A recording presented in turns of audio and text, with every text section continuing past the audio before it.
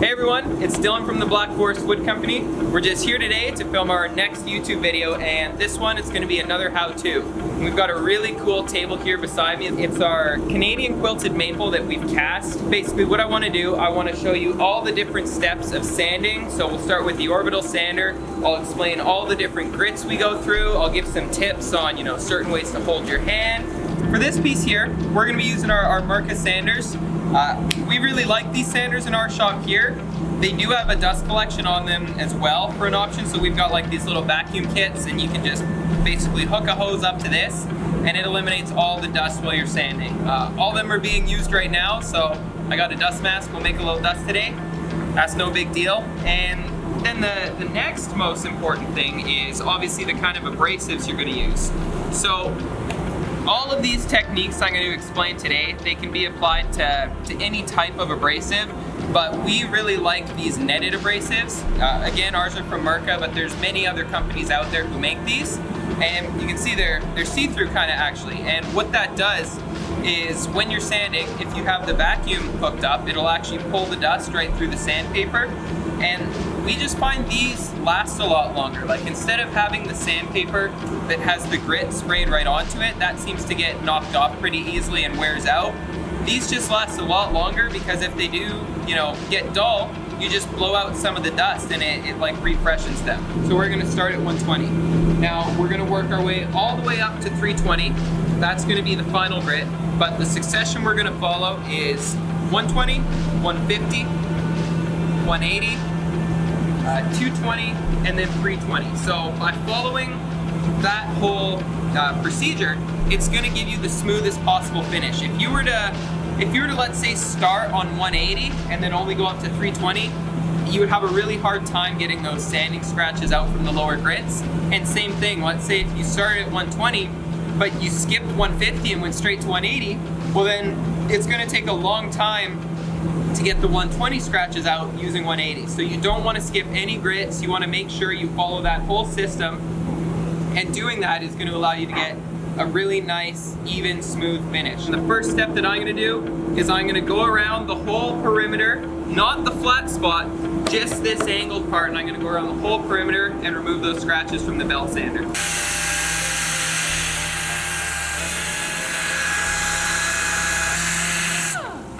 One more tip when you're kind of on these lower grits especially, some of the marks from your belt sander or whatever kind of sander you use may seem like they're really hard to get out, and your natural tendency is going to be to tilt the sander on an angle to try and make it sand more in that spot. Now that'll probably work, it'll probably get rid of your scratch, but it's also going to do something that you don't necessarily want. And what that is by moving your sander from the flat surface to an angled surface like that, what you'll do is you'll actually sand a dip. So no matter how tempting it can be and no matter how bad you want to just get rid of those scratches, it's way better to just leave this sander completely flat.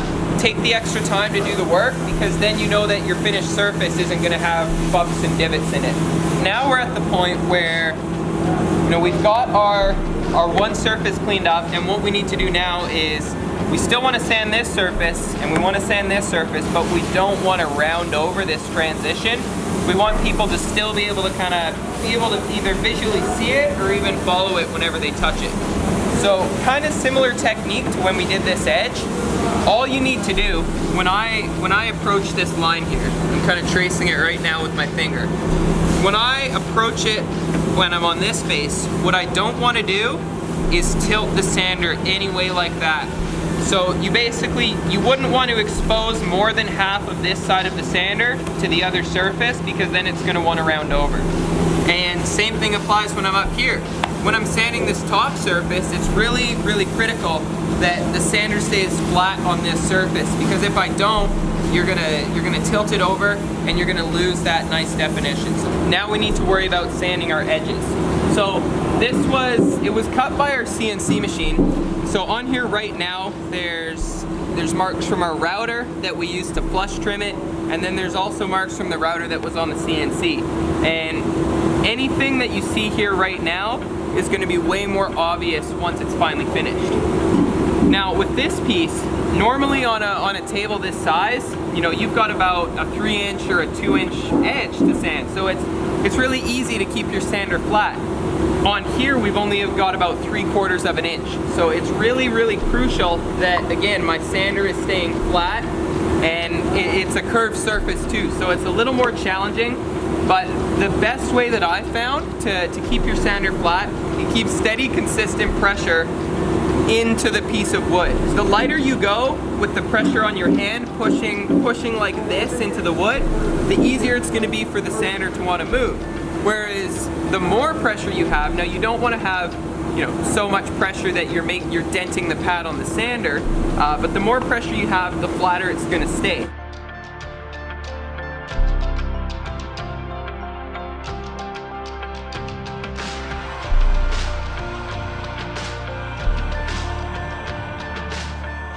You can see if I wipe that dust off, there's no more of those router marks that were on there before, and we've got a nice smooth and consistent surface. What are we getting ready to do here, Joe? We're going to be putting some fills in this table. Yep. There's some holes at the top here, and we just want to make it all smooth and nice for the customer. Yeah, we're, like right now, if you come check these out, from our main pour, there's like not a lot, but there's a few just little voids, things like that. And some cracks that also didn't get filled quite all the way. Yeah, so we just want to make sure it's perfect. You know, we're kind of perfectionists. So anything like this, we're gonna find it. Let's show what we're using. This is what we're gonna do. Bottles are sticky. Yeah, the bottles are really sticky. But this is not like the usual resin that we use. This is a really quick setting, 5-minute thing, and it's just for little touch-ups like this. And this stuff actually smells really, really bad too. So probably wear a mask while you're working with this, gloves as well too. But we're just, it's a 1-to-1 ratio. We're gonna go around, Joe's gonna hit all the holes, and then we'll move back on to sanding the top. This crack is what we want to be filling here because it's not natural, and it's just a little bit skinny right now. So I'm gonna try and open it up a little bit with my knife here, just so that we can fit a little bit more epoxy in there to fill the whole thing. So we want to be making sure that we're filling it all the way. Because if we don't, then it doesn't come flat on the top, and then it doesn't look great, and we want it to look great because we're great people.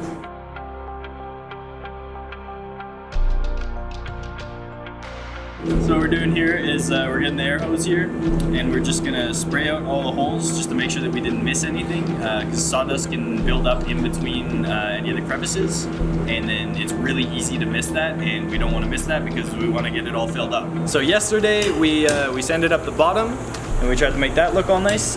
Today we filled in the top, like all the holes that hadn't been filled from our initial pour, and now we're about to sand those down.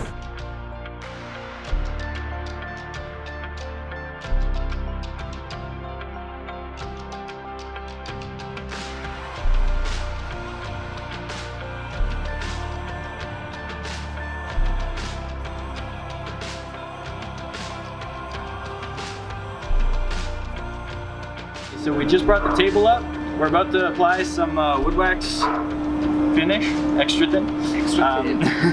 Make sure it's the extra thin. Yeah. Because when we apply this, we use this as our first coat because it actually sinks deeper into the wood because it's a thinner product than the polish. Yeah, look, like show them how thin it is. So it's like it's really liquidy.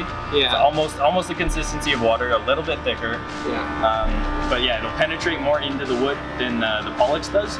So we use this as our first coat just to really get it in there. Yeah. And then we'll do like, after we do this first coat of this, then it's the 2 coats of Pollux and a coat of liquid wax cleaner.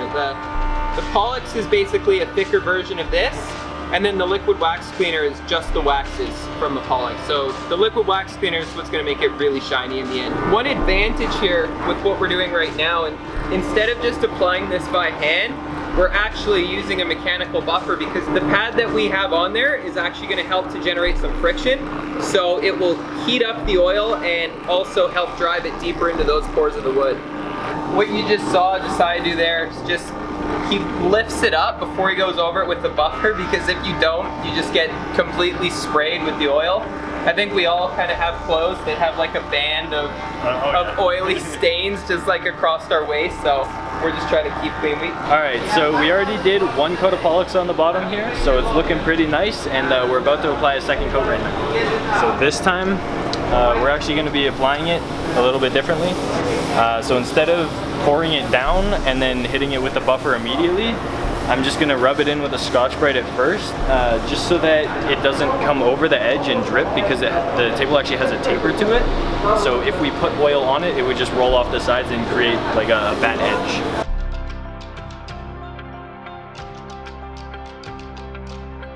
Now I'm gonna take a rag and I'm just gonna wipe it around the edges, just so I can make sure that if any of the product came off the surface and did drip around to the side, we can just clean that up so it doesn't leave any streaks along the side and it leaves a really nice clean surface.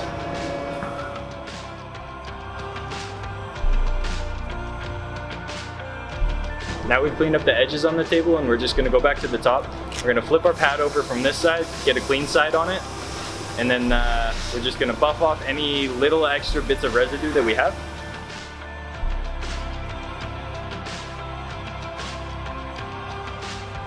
We've got the second coat of Pollux now on the bottom of this. We got one coat of the wood wax extra thin. Glasses, very nice. We got one coat of the extra thin on the top side, and that's where we're gonna end the video here. So we have a few more steps to go still. Yep, and the next steps will be, we're gonna be putting one more coat of Pollux on the bottom, so they'll have 3 in total. Yeah. And we're gonna flip it back over once that's all dried up, and we're gonna do 2 coats of Pollux on the top, and then 1 coat of that liquid wax cleaner. Yeah, right? that's the yeah, one. That's the stuff. one. That's liquid the wax stuff. Cleaner. Liquid wax cleaner.